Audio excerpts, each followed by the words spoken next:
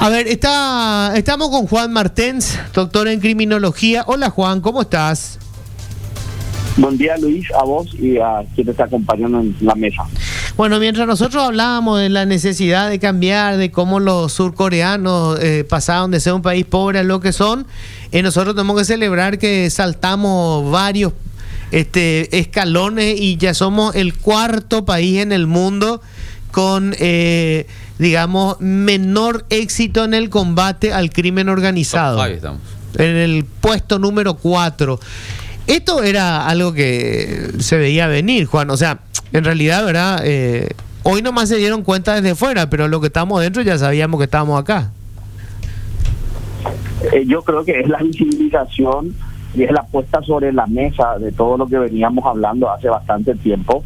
Y estos indicadores también del por qué hoy nos parecemos cada vez más a México, nos parecemos cada vez más a Colombia, que son los países que están inmediatamente superiores en este índice, nos muestra un poco, nos grafica la realidad que estamos viviendo, caracterizada pues, sobre todo por una impunidad, es el aprovechamiento de los factores estructurales para convertirnos en el hub de distribución internacional de cocaína y con una protección de la narcopolítica cada vez mayor, cada vez más notorio y que nos levanta en este índice justamente en el número 4, Luis. Realmente es un índice de la vergüenza, pensaba yo, porque justamente nos muestra todo aquello que pudimos haber hecho y no lo hicimos, y no lo hicimos porque hay gente que se enriquece en la medida que nosotros sigamos siendo el gran centro de distribución de cocaína, Luis.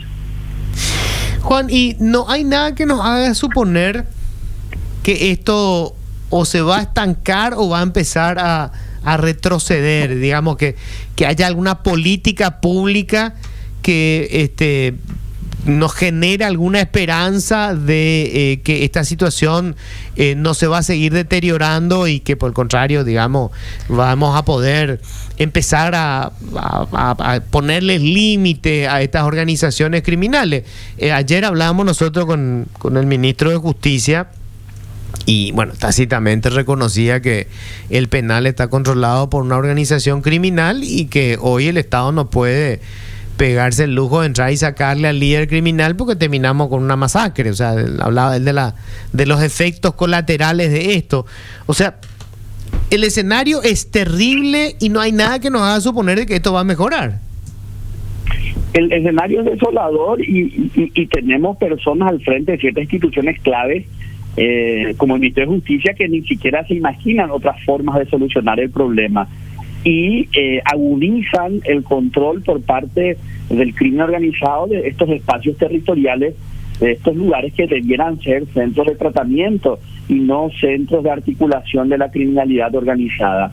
El único ámbito en donde tenemos cierta reforma institucional legal es el Poder Judicial, donde hay una jurisdicción especializada de lucha contra el crimen organizado. Pero también hemos dictado como 17 leyes en el marco de la ciudad, pero ninguna tampoco se puede operativizar tanto en cuanto el poder político no libere presupuesto, el poder político no libere ni estructure el control del espacio aéreo, no se establezcan posibilidades de control de las exportaciones en los puertos que tenemos, y esto teniendo en cuenta que la hidrovía Paraguay-Paraná hoy es el gran centro la gran vía de salida de las mercaderías ilícitas, no de organizaciones paraguayas, Luis, sino de organizaciones transnacionales tan grandes como la Drangheta, que tal vez su presupuesto sea mayor que el de Paraguay,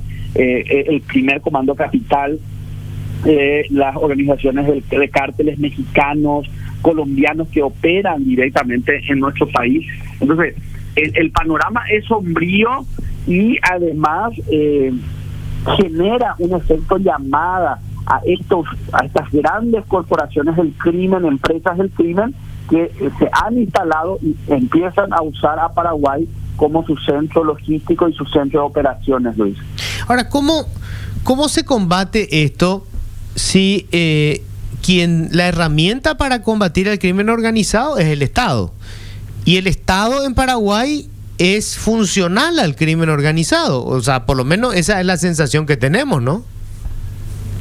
No es la sensación, yo creo que es una realidad esa, y tenemos pruebas. Cuando no se aprueba el presupuesto para instalar escáneres, o no se libera el presupuesto para tener radares, o no se establece la ley de derribo, por ejemplo, que son mecanismos que se usan incluso en la región para poder combatir este tipo de situaciones. Entonces, es que toda la ingeniería institucional está como que muy abierta a que esto continúe, y eso es lo que hizo que la Drangheta haya instalado en Paraguay y no en Brasil de una manera más fuerte en los últimos años, y de que de los puertos de Concepción, de San Pedro, de Villeta, se estén remesando las mercaderías que van a Europa, y que se traigan estas mercaderías, vienen también por avión. Entonces, lo que ocurrió hace días en el puerto de Villeta, donde se encontraron 3.000 kilos de cocaína, un poco refleja toda esta situación.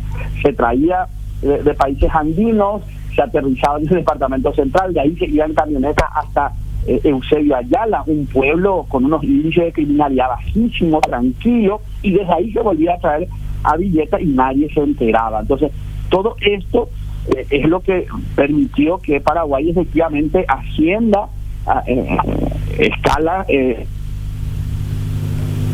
a nivel que estamos hoy. Que estamos hoy, sí. Ahora, Juan, hablamos con Estela antes de arrancar. ¿Se puede pensar que es posible un cambio con el mismo partido político en el poder? Es decir, va a decirlo directamente, siendo el Partido Colorado el que esté en el gobierno, ¿es posible hacer el cambio? Yo lo veo muy difícil. Si bien hay actores en el crimen organizado en los dos partidos tradicionales, la evidencia de estos 15, 17 años de investigación que venimos haciendo en fronteras, en departamentos, es de que hay muchas personas del Partido Colorado vinculadas directamente, y que primero fueron narcos y luego fueron políticos, Luis, y que hoy están usando toda la estructura del Estado para que sus negocios prosperen cada vez más. Entonces, no sé si me quedo corto con el análisis, pero yo no veo posibilidades de cambio con estos actores, porque en realidad lo que hacen es fortalecer el negocio del crimen organizado. Escalamos en este índice, vino la Drangheta, el PCC se fortaleció, mandaron gente, Fuerza Armada al norte para combatir criminalidad organizada. Hoy es el gran centro de distribución de cocaína esa parte del país. O sea, los resultados dicen que no lo dicen. Uh-huh. En ese sentido, doctor Martín, en una de las tantas charlas que tenemos sobre este tema del crimen organizado, y el doctor Jorge Rolón Luna dice que él ya no quiere hablar de debilidad institucional en Paraguay, justamente por estas vinculaciones muy fuertes que existe entre el crimen organizado y el partido del poder, que es el Partido Colorado. O sea, cada narquito y narcote que cae está vinculado institucionalmente al Partido Colorado. O sea, no es un afiliado, o sea, está en la dirigencia. Un líder. Claro, es un líder.